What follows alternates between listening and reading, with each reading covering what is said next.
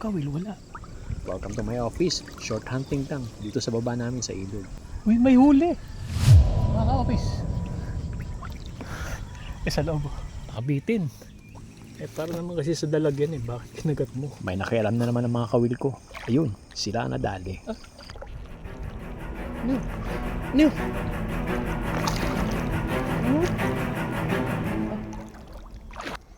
Sabi ko na may nakialam na naman. Ang dami talagang pakialamero dito. Pero may isa pang nangyari hindi ko inaasahan. Kakainin ko ito. Kakainin ko talaga ito. Kinagat ako.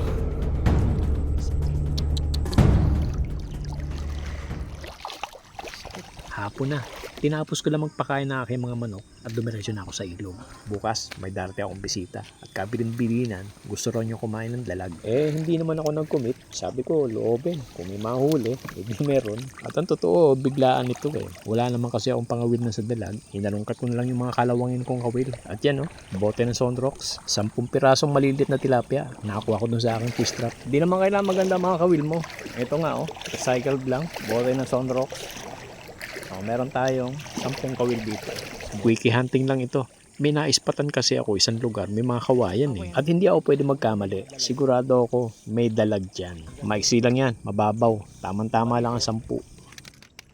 Mga ka-office, alam nyo bang isa ito sa mga gustong-gusto kong ginagawa? Yung bang may parating ka na bisita, ang gustong kainin ay ganito, ganon. Well, hindi mo naman kinukomit na kinabukasan meron. Pero sa sarili ko, ginagawa kong challenge yun. Hilig ko kasi talaga ang mga will Parang mas namamotivate ka, di ba? Pero anyway, bakit nga ba tilapia ang pinain ko sa halip ng hipon o kaya bulate? Tag-init na kasi dito sa amin ngayon. Tuyo na ang mga lupa. Yung hipon naman, maliliit yung pumapasok sa trap. Pero don't worry, yung tilapia, effective yan sa igat. Pero effective din yan sa dalag. At ganito ang ginagawa ko para malaki ang tsansa, dalag ang mahuli ko. Kinabukasan, oras na ng pamamandaw. 9:00 na ng tanghali yan. Tirik ng araw. Gali pa ako sa manuka, nagpatuka muna ako bago dumiretso. 10 dapat ang kawil ko kahapon kaya lang may nakaalpas na isang tilapia kaya 9 na lang yan. Wala agad yung unang kawil. Wala rin pamain. Pero natanawan ko agad yung kawil sa bandang loob. Uy, may huli. Mga ka-office. Sa loob. Mamaya, pakita ko sa inyo Tanggalin ko lang ako. May kalawang kawil pa kasi. Wala rin huli kaya binaanan ko muna. Kaya na tanaw ko na. Nakabitin. Patay na.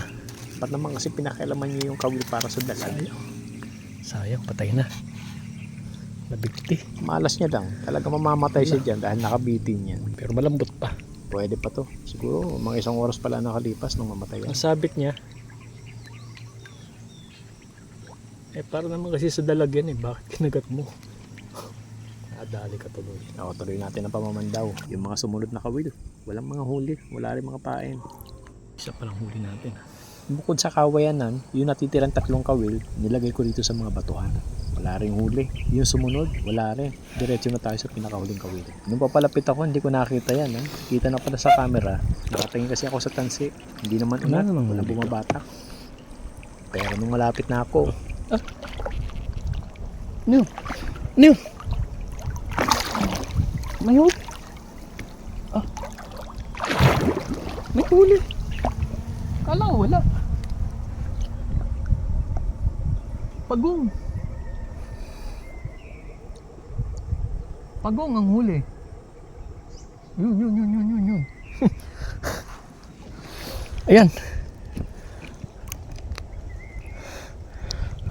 Yun na.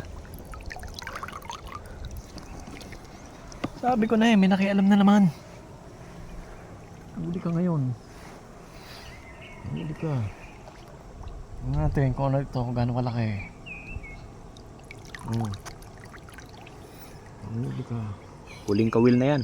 Wala talaga akong nahuling dalag. 10:00 pasado na. Nagmamadali din ako dahil pahapon darating yung aking bisita. Kailangan maluto ko na ito. At dito na nga nangyari, hindi ko inaasahan. Walang nga ito, kinagat pa ako. Habang papatawid ako, hila-hila ko siya. Nahagip yung aking tuhod.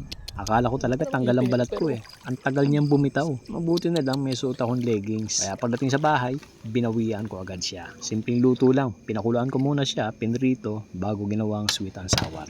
And that's all for today's video. Maraming salamat sa panonood. And welcome to my office. Ito yung kagat niya sa tuhod ko. Okay lang. Binawian ko naman siya.